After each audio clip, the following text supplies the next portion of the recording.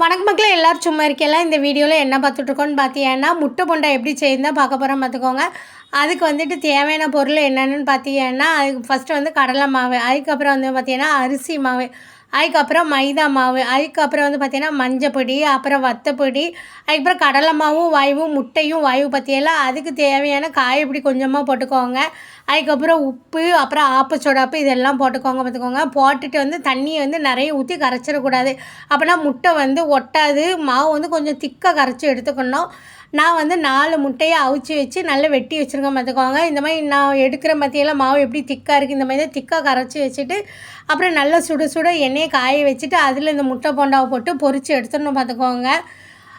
ருசியை பார்க்கணும், அவ்வளோ சூப்பராக வரும். இது வந்து நம்ம சாயங்காலம் போல் இந்த காப்பி டீ இதெல்லாம் குடிக்கிறதுக்கு இந்த முட்டை போண்டாவும் வச்சு குடித்தோன்னு வைங்களேன், அவ்வளோ ருசியாக இருக்கும்.